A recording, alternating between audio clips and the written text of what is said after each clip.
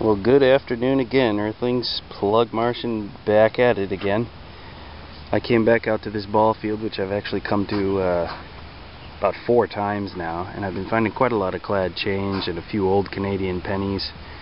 Not too much else, but there are a lot of targets here. And I brought a good friend of mine with me today, Mark. This is his first time out, and I'm letting him borrow my Ace 250 just to see if he's at all interested, wants to do this sort of thing. Maybe if so, we'll get together in the future. This is his very first time out, so of course he'll probably find a seated dime and I'll find a bunch of bottle caps. Anyway, I'll get back to you if anything cool comes out. Well, here's another unplanned product endorsement for you. My friend over there, obviously since he's new and just getting used to this, I let him borrow my Pro Pointer, and I took back my modified little Centec handheld pinpointer from Harbor Freight Tools, and I had forgotten what a major difference there is between this and the Garrett Pro Pointer. I will never hunt without that thing again, unless of course it's in an emergency situation or I have to loan it to somebody. That thing just makes a world of difference. It just took me about 5 minutes to find this. It's a 1923 wheat scent. Glad I found it, glad I persevered, but I'll tell you what, that Pro Pointer sure makes a difference.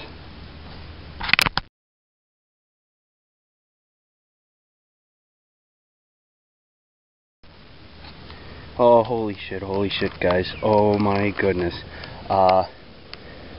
This is Plug Martian. I'm back out at that field where I found the Indian heads and the large cents on the Mercury dimes, and I did not think there was going to really be any reason to turn the camera on tonight, so I haven't been. I've just been digging pennies, 2 dimes. I think I got 1 wheat penny. I'm over here on the side of the field where I found the first large cent, the 1826, and I just got a real scratchy signal. There's iron over here, a real loud iron signal over here, and there was a real scratchy kind of 80-81 signal here. I almost didn't dig it. I didn't think it was going to be worth it. I figured it would just be either, you know, another penny or junk, but I think you can see what that is. It's a seated dime, and I'm just shocked. I'm blown away. I was blown away by the Indian. I'm just blown away by everything I find here, I guess. But this is just, I just never would have expected it. It was an 80-81 and scratchy. It wasn't real consistent. I don't know what year it is yet.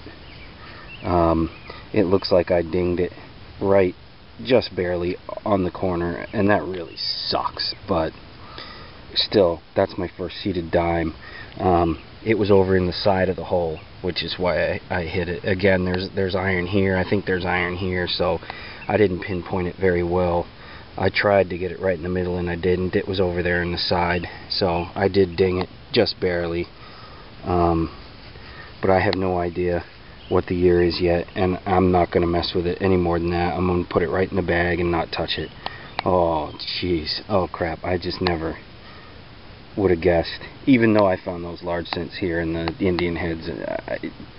You just don't expect to find your first seated dime, and I just did, and I'm stoked, I'm psyched, I'm jazzed, and all the other silly adjectives you could come up with.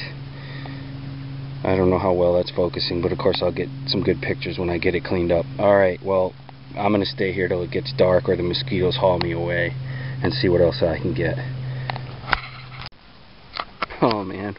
Well, guys, I admit I just could not wait till I got home. I took it out of the little box, and I took a good look at it, and I don't know if you can see, but it's a little bit bent, and that's not from me dinging it either. It's got a bit of a warp in it, but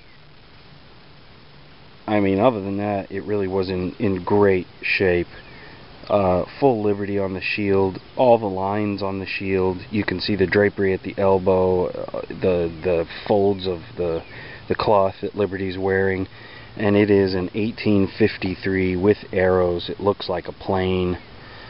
The back is a bit tarnished, but since I noticed that it was bent, I didn't think it was a big deal if I just kind of spin on it and washed it off a little bit, because I just couldn't wait to figure out what it was. 1853 with arrows, and it would have been a beauty if it wasn't bent and I hadn't dinged it just a little bit right there. But hey, looking for seated, guess what? I just found one. Holy shit, it's a seated dime. I just never would have guessed that it'd be here.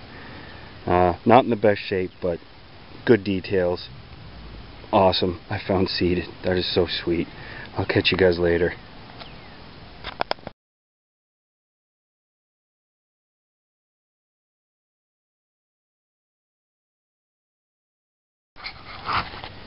Well guys, here's my first what I would call an honest, real relic. It's a button, and you can see there's still some of the gold gilting on the back. It still has the shank intact, although it's flattened. And on the front I can't really see anything at all, except mud. The only other relic I've really found that's worth mentioning was a musket ball at a different park that I haven't been to in quite a while. But this looks like a nice button. Have to take it home and clean it up, see what comes out, but it's still got some of that gold on the back. Alright, I'll get back to you.